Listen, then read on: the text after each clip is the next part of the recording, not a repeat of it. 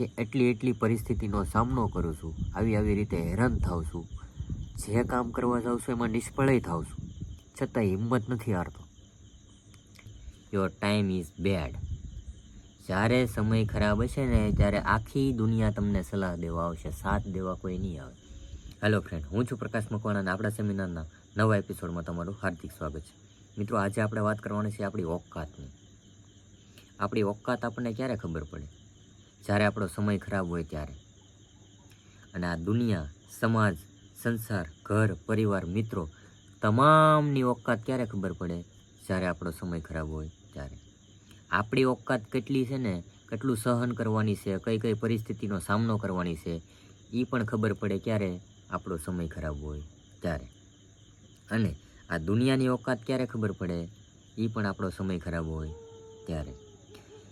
જે લોકો એની જિંદગીમાં કાંઈ કરી નથી શક્યા, મારી જેટલું હરીફરી નથી શક્યા, પૈસા નથી કમાણા, એવા લોકો અત્યારે મને સલાહ દે, એમ ન કરાય, આમ કર તો આમ થાય.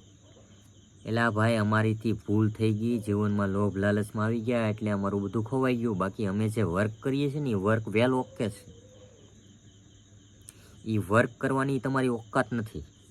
ને અમે જે પરિસ્થિતિમાંથી નીકળીએ છીએ ને એ નીકળવાની તમારી ઓકાત નથી. અમારી જગ્યાએ જો તમે આવીને જોવો તો તમે 7 થી 8 વાર અત્યાર સુધીમાં સુસાઇડ કરી લીધું હોય. એટલે તમે જે સલાહ આપો છો ને, ધન્યવાદ મોટા ભાઈ. બધાય લોકોને જેણે આજ સુધી મને સલાહ આપી, તમામ મિત્રોનો ધન્યવાદ દિલથી. આપણે સક્સેસ થવાનું છે આવા લોકો માટે નહીં કે હું આને કરીને બતાવી દઉં, આને કરીને બતાવી દઉં, નહીં.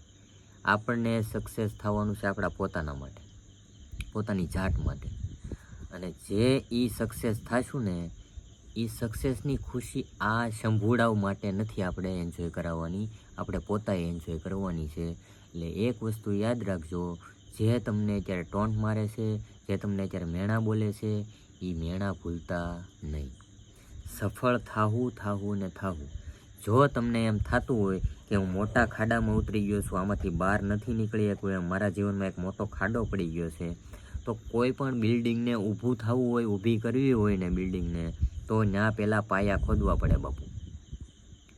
જ્યાં સુધી પાયા મજબૂત નહીં થાય ત્યાં સુધી બિલ્ડિંગ ઊભી નહીં થાય, ને ઊભી થાય ને તો એ લાંબી ટકશે નહીં. તો જીવનમાં ગમે એટલી પ્રોબ્લેમ આવે, મુશ્કેલી આવે કે જે કાંઈ આવે, XYZ આવા 150 આવે કેવા કે સલાહ દેવા, આપણો રસ્તો હાસો છે કે નથી એ આપણને ખબર હોવી જોવે. દુનિયા સાથ સહકાર નહીં આપે, ઓનલી ફોર સલાહ આપશે. અને એ સલાહ ક્યારે દેવા આવશે? Your time is bad. જ્યારે સમય ખરાબ હશે ને ત્યારે આખી દુનિયા તમને સલાહ દેવા આવશે, સાથ દેવા કોઈ નહીં આવે. અને જ્યારે તમારો સમય સારો હશે ત્યારે તમારી પાસે સૂટકેસું લઈને આવશે.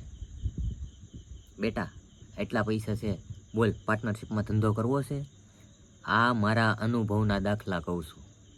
જ્યારે મારો સમય સારો હતો, મારી પાસે ધંધો હતો, મારું જે કાંઈ બધું વેલ ઓકે હતું, ત્યારે બધા સામેથી આવતા, આપણે બેને પાર્ટનરશિપમાં ધંધો કરવો છે, ઓલ ટોટલ ઇન્વેસ્ટમેન્ટ મારું કરવો છે?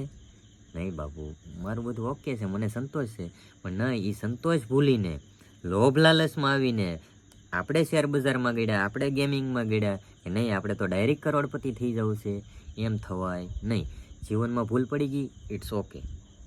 ઊભા રહી જાઓ, સ્ટોપ થઈ જાઓ, શાંતિ રાખી જાઓ, માઇન્ડ ફ્રેશ કરી લો, બધુંય ભૂલી જાઓ. ભૂલી ગયા? હું તો ભૂલી શકતો નથી, ટ્રાય કરું છું ધીરે ધીરે, સ્ટેપ બાય સ્ટેપ થાય છે થોડું. રાતે ઊંઘ નથી આવતી 3-4 વાગ્યા સુધી, બહુ બધા વિચાર આવે છે. જ્યારે લોકો મને આવી રીતે ટોન્ટ મારે છે ત્યારે મને એવું થાય છે કે હવે આની કરતાં મરી જવાય, આવી જિંદગી જીવવા કરે. પણ એક વસ્તુ યાદ રાખજો જિંદગીમાં મિત્રો, જે અત્યારે સાંભળું છું ને હું બધાયનું, હું ક્યારેય ભૂલી નહીં. અહીંયા અને અહીંયા બે જગ્યાએ અડી જઈશ. કેમ કે મેં જે સફળતા મેળવીને ખોઈને, એ સફળતા મેળવવાની તો વાત અલગ છે, જ્યાં સુધી લેવલ સુધી પૂગવાની તે જેની ઓકાત નથી ને, એ લોકો અત્યારે મેળા બોલી જાય છે. ઘર, પરિવાર, સમાજ, સંસાર કે મિત્રો, એકેય વ્યક્તિ તમને સાથ નહીં આપે જ્યારે તમારો સમય ખરાબ હશે ને ત્યારે. અને આ તમારી સામે રોવાનું રીઝન એ છે કે એટલી પરિસ્થિતિનો સામનો કરું છું, આવી રીતે હેરાન થાવ છું, જે કામ કરવા જાઉં છું એમાં નિષ્ફળય થાવ છું, છતાંય હિંમત નથી હારતો. એટલે કોઈની માટે નહીં તો કાંઈ નહીં, પણ પોતાના માટે સક્સેસ થાય છો. જીવનમાં ભલે ગમે એવડી મોટી ભૂલ કરી નાખી હોય તમે. અને હવે જ્યારે તમારા સપના મોટા હશે ને તો તકલીફો મોટી જ આવશે. એટલે જ્યારે તમારે જેવડી વસ્તુ બનાવવી હોય ને તો એમાં એટલી વસ્તુય જોવે, એટલો સંઘર્ષ જોવે, એટલી મુસીબતોનો સામનોય કરવો પડે. તો જે તમારા સપના છે ને એ ઊંચા છે તો એ તમને આસાનીથી નહીં મળે. એના માટે બહુ ભોગ દેવો પડશે, બહુ તપ કરવું પડશે, બહુ શાંતિપૂર્વક મહેનત કરવી પડશે. અને દિશા જે આપણી છે એ ભૂલવાની નથી. જો દિશા ચૂકી ગયા, દિશા ભૂલી ગયા તો ઓવર. અને બીજી મહત્ત્વની વસ્તુ એ કે ખુદ ઉપરનો આત્મવિશ્વાસ. જ્યાં સુધી તમે પોતાના ઉપર આત્મવિશ્વાસ રાખશો ત્યાં સુધી દુનિયાની કોઈ પણ તાકાત, કોઈ પણ ગમે એ હોય, દુનિયાની કોઈ પણ તાકાત સામે તમે લડી શકશો. જો તમારા પોતાના ઉપરનો આત્મવિશ્વાસ તમે ખોઈ નાખશો તો જીવનમાં તમે કોઈની સામે નહીં લડી શકો, તમારા પોતાની સામે નહીં. એક વસ્તુ હંમેશા યાદ રાખજો કે આ ખરાબ સમયમાં તમારી સાથે કોણ ઊભું છે એ વ્યક્તિને જિંદગીમાં નહીં ભૂલતા. છેલ્લા શ્વાસે તમે જ્યારે પથારીમાં પડ્યા હોય ને ત્યારે એ વ્યક્તિને યાદ કરીને એકવાર મળી લેજો કે જ્યારે મારી પાસે કાંઈ નહોતું, મારો ઓલ ટોટલ ટાઈમ બેડ, બધી વસ્તુ ખરાબ, એકે દિશામાં હું કાંઈ નહોતો કરી શકતો, ત્યારે આ વ્યક્તિ મારી સાથે ઊભો હતો. જ્યારે પણ તમને એમ થાય કે મને આ સમાજ, સંસાર, ઘર પરિવારમાંથી હવે રસ ઉડી ગયો છે, હવે મારે મરી જવું છે, સિંગલ મેસેજ કરજો મને ઇન્સ્ટાગ્રામમાં. હું ઓલ ટોટલ વ્યક્તિઓને હાલમાં અત્યારે રિપ્લાય આપું છું.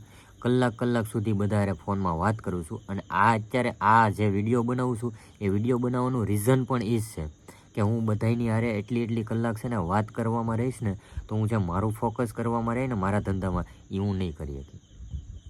એટલે આ વિડીયો જોઈને જો તમને એમ થાય કે ખરેખર આ વ્યક્તિના જીવનમાં દુઃખ છે અને એના જીવનમાં મુશ્કેલીઓ આવે છે અને એ સામનો કરે છે અને જીવન જીવે છે અને એનો જે ગોલ છે, એનું લક્ષ્ય છે, એની તરફ ધીમે સ્ટેપ બાય સ્ટેપ રીતે હાલે છે, તો તમે પણ તમારા જીવનમાં આ રીતે પસાર થઈને તમારા ગોલ સુધી પહોંચી શકો? હા કે ના કોમેન્ટ કરજો. જો પહોંચી શકતા હોય તો હું કામ હિંમત હારવી, હું કામ આપણે આત્મહત્યા કરવી, હું કામ ગામ પાસે લાંબો હાથ કરવો? જે તમારી આવડત છે, જે તમે કામ કરી શકતા હોય, જે કરી શકતા હોય, ખરાબ કામ સિવાયની વાત છે. આ દુનિયામાં સારા કામ ઘણા છે, એમાં તમારી સ્કિલ લગાડો. જો તમે સક્સેસ થશો તો તમે એકવાર મને યાદ કરશો. કેમ કે ટોટલ વ્યક્તિઓ સલાહ આપશે. કેવી આપશે? અમે કહીએ એમ કરીને તો આમ થાય નહીં, તમને ગમે ને એ કરો, પણ એ રસ્તો સાચો હોવો જોઈએ, તમારી નીતિ સાચી હોવી જોઈએ અને તમારો આત્મવિશ્વાસ મજબૂત હોવો જોઈએ. દુનિયા કહે ને એમાંથી કાંઈ નહીં થાય. તમે પોતાનું મન, પોતાના અંદરથી જે અવાજ નીકળશે ને એ તમે જો એકવાર કરશો ને તમને સક્સેસ થતા કોઈનો બાપ નહીં રોકે. જો તમને એમ થાય કે હું મૂંઝાણો છું, ગમે ત્યારે મેસેજ કરજો, ઇન્સ્ટાગ્રામની નીચે આઈડી આપી દઉં છું. સાથ સહકાર આપતા રહેજો તમારા નાના ભાઈને. ભારત માતા કી જય.